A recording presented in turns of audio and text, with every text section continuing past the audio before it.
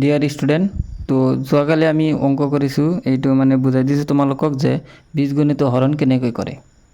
এইটো যিসকলে চোৱা নাই চেনেলত গৈ আগৰ ভিডিঅ'টো চাই অহা, এই ভিডিঅ'টো চাই অহা।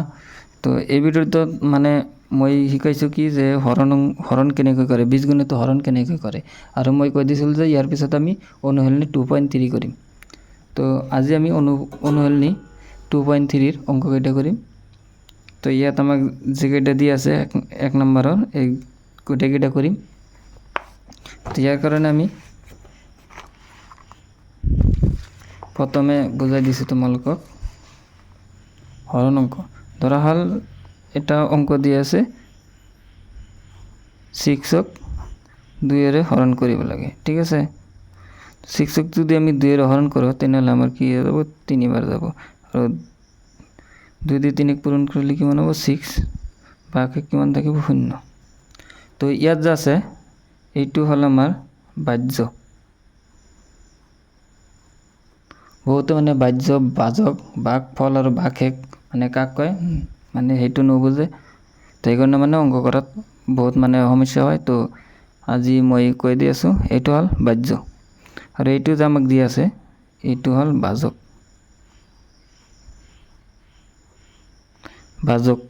আৰু ইয়াত আমাৰ যেটো বাহিৰ আছে এইটো হ'ব আমাৰ কি, ভাগফল। আৰু ইয়াত যে আমাৰ 0 থাকিল এইটো আমাৰ কি হ'ব, ভাগশেষ।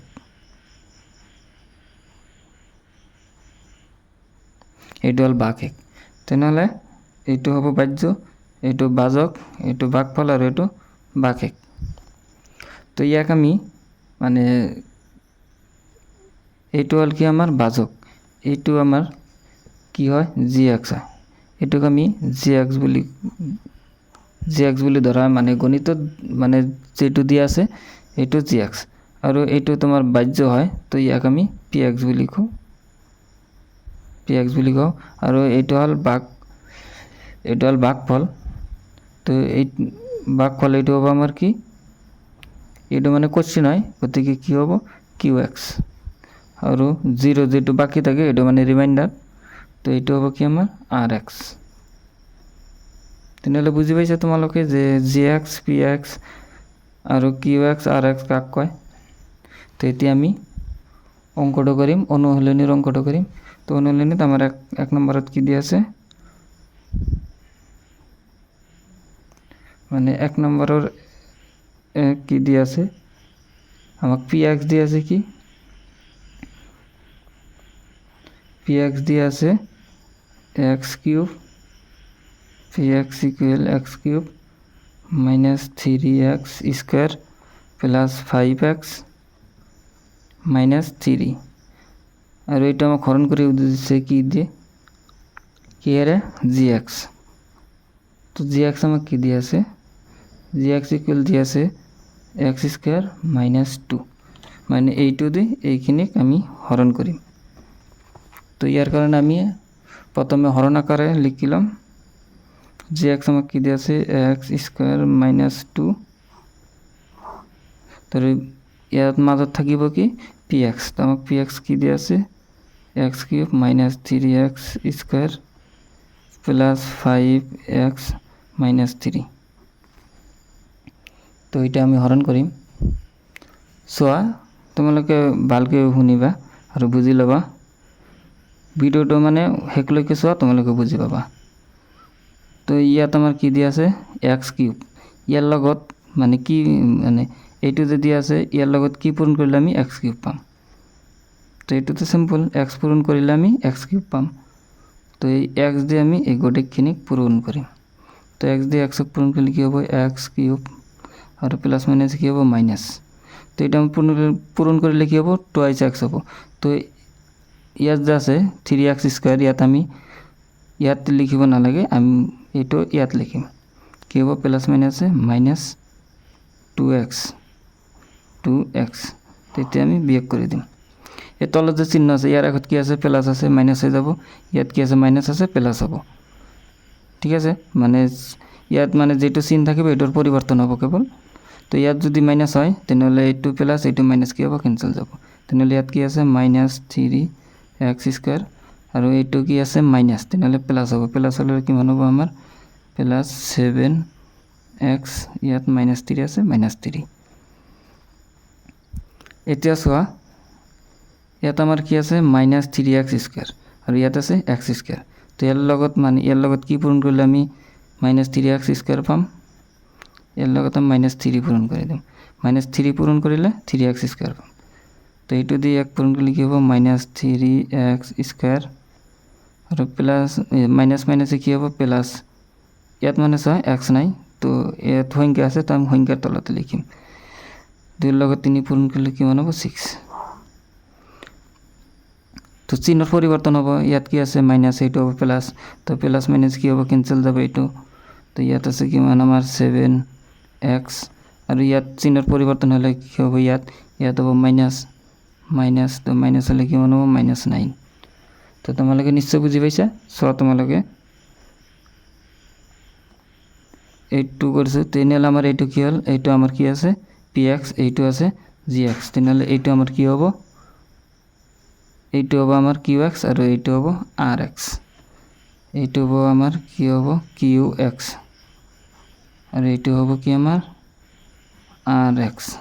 তো আমাক নিৰ্ণয় কৰিব দিছে কি ভাগফল আৰু ভাগশেষ, মানে qx আৰু rx বাহিৰ কৰিব দিছে।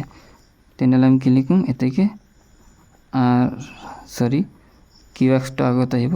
qx ইকুৱেল আমি কি পাইছোঁ qx ইকুৱেল x -3 আৰু rx ইকুৱেল কিমান পাইছোঁ 7x -9। তো এই দুইটা আমাক বাহিৰ কৰিব দিছে, এইটো হ'ল এনসাৰ। তো ভিডিওটো যদি নুবুজা তেনেহ'লে প্ৰথমৰ পৰা আকৌ চোৱা, বুজি পাবা। তো ভিডিওটো ভাল লাগিলে এটা লাইক কৰি দিবা। তো এতিয়া আমি নেক্সট অংকটো কৰিম। এতিয়া আমি এইটো কৰিম, এইটো মানে আমি ডাইৰেক্ট লিখি লৈছোঁ, আগৰ নিচিনা মানে লিখা নাই, px আৰু gx লিখা নাই। তো এইটো মানে দিয়া আছে কিমান, এইটো মানে অলপ বেলেগকৈ দিয়া আছে, এইটো আমি সজাই লিখিছোঁ। এইটো মানে 1টা আগত দিয়া আছে, -x টো পিছত দিয়া আছে। তো এটা আমি ইয়াত সজাই লিখিছোঁ এনেকৈ। আৰু ইয়াত মানে আমার কোশ্চিনত এইটো নাই, এইটো আমি ইয়াত দি লৈছোঁ, মানে নহ'লে নিমিলিব মোক, কাৰণ ইয়াত পাৱাৰ 4 আছে, ইয়াত 3, ইয়াত 2 আৰু ইয়াত 1। ঠিক আছে, চিৰিয়েল মানে থাকিব লাগিব, তো সেইকাৰণে মই এইটো ইয়াত দিছোঁ। তো একেই মানে এইটো দিছোঁ, মানে এইটো দিলে মানে মিলিব, সেইকাৰণে দিছোঁ, নহ'লে অংকটো মানে নহ'ব। তো এতিয়া আমি কি কৰিম, ইয়াত আছে x পাৱাৰ 4, তো ইয়াত আছে x²। ইয়াৰ লগত কি পূৰণ কৰিলে আমি x পাৱাৰ 4 পাম, x² পূৰণ কৰিলে আমি x পাৱাৰ 4 পাম।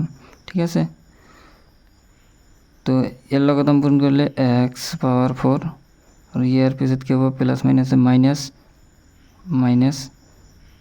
x² আছে, ইয়াত x আছে, পূৰণ কৰিলে কিমান হ'ব আমাৰ x³ আৰু প্লাছ প্লাছ কি হ'ব প্লাছ কিমান হ'ব x² লগত 1 পূৰণ কৰিলে x²। চিহ্নৰ পৰিৱৰ্তন হ'ব, তলত যে আছে চিহ্নৰ পৰিৱৰ্তন হ'ব।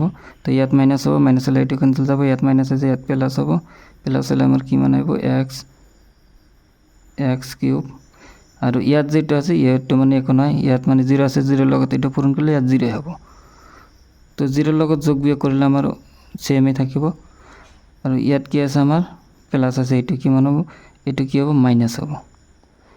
তো এইটো মাইনাছ তেনেহ'লে ইয়াত মাইনাছ হ'ব। ইয়াত আছে 3x² আৰু ইয়াত আছে এটা x², তেনেহ'লে কি হ'ব 4x²। আৰু এইখিনি আমি তলত লৈ আহিম 4x + 5।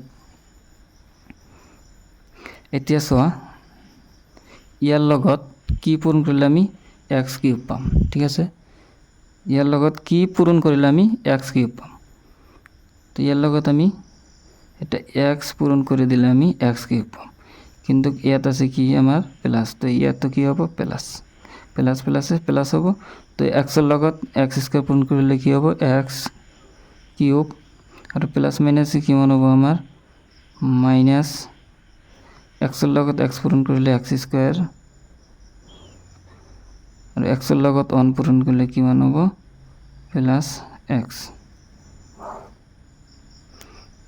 আকৌ মানে চিনৰ পৰিৱৰ্তন হ'ব, তলত যিটো আমি বিয়োগ কৰিম এইটো চিনৰ পৰিৱৰ্তন হ'ব। তো ইয়াত আছে প্লাছ, মাইনাছ হৈ যাব, এইটো কেঞ্চেল, ইয়াত মাইনাছ আছে প্লাছ হ'ব। তো মাইনাছ 4x স্কোৱাৰৰ পৰা এটা এক্স স্কোৱাৰ বাদ গ'লে মানে বিয়োগ কৰিলে কি থাকিব, মাইনাছ 3x স্কোৱাৰ। আৰু ইয়াত আছে প্লাছ, এইটো হ'ব মাইনাছ, মাইনাছ হ'লে ইয়াতো কিমান হ'ব, প্লাছ 3x, আৰু ইয়াত থাকিব প্লাছ 5।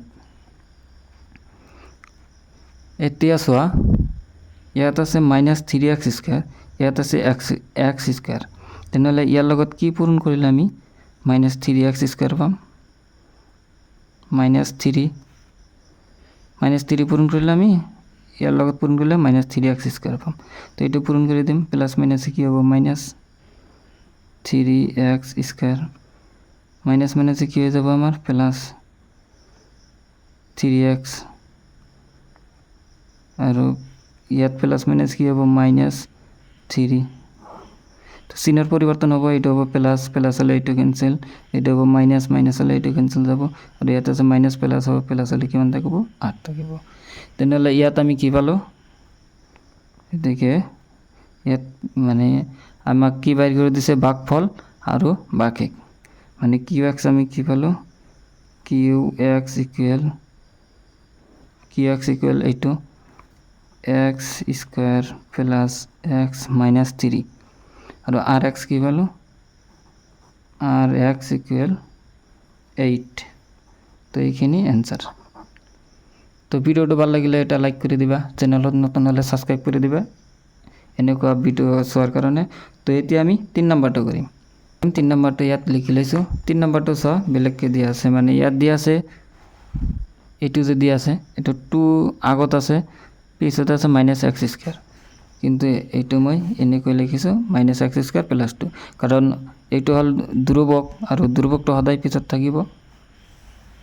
আৰু এইটো মানে দিয়া আছে x power 4 minus 5x plus 6, কিন্তু ইয়াত মই 0.x³ এইটো দি লৈছোঁ মিলাৰ মানে অংকটো কৰাৰ কাৰণে, ঠিক আছে। এতিয়া চোৱা, ইয়াৰ লগত কি পূৰণ কৰিলে আমি এক্স পাৱাৰ 4 পাম। তো মাইনাছ এক্স স্কোৱাৰ এটা পূৰণ কৰি দিলে হৈ যাব, মাইনাছ মাইনাছে কি হ'ব, প্লাছ এক্স স্কোৱাৰ, আৰু এক্স স্কোৱাৰ পূৰণ কৰিলে এক্স পাৱাৰ 4, আৰু প্লাছ মাইনাছ কি হ'ব আমাৰ মাইনাছ, ইয়াত নহ'ব,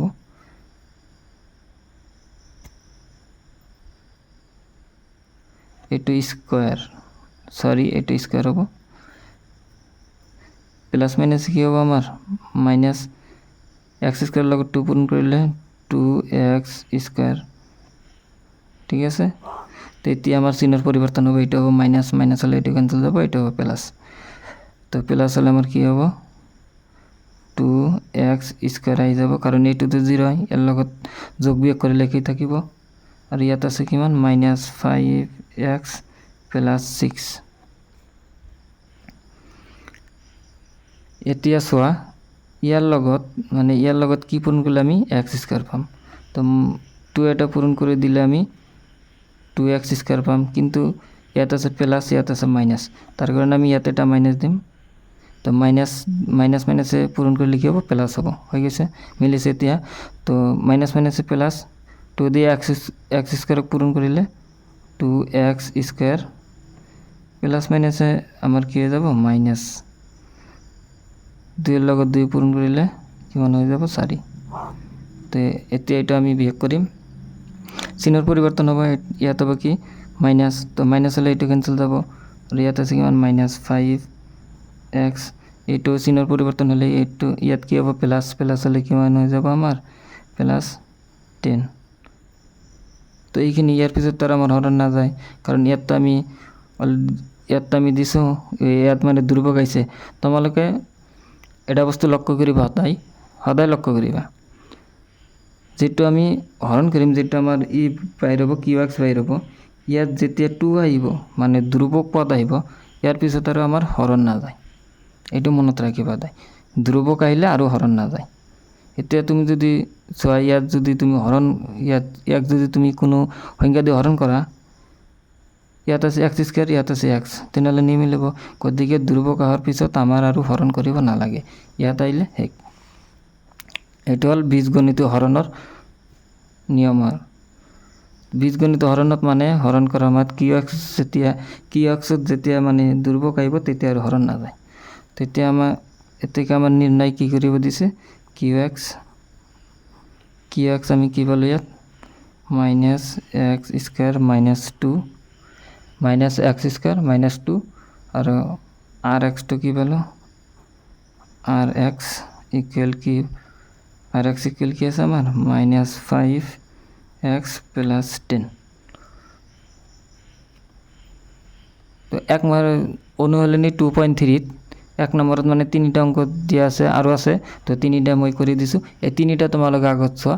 তো এই 3টা পাৰিলে তোমালোকে বেলেগ বাকীকেইটা মানে যিমানখিনি আছে গোটেইখিনি পাৰিবা। তো বাকীখিনি মই অহাকালি কৰি দিম। তো আজিৰ কাৰণে এইখিনি। Bye bye, Tata.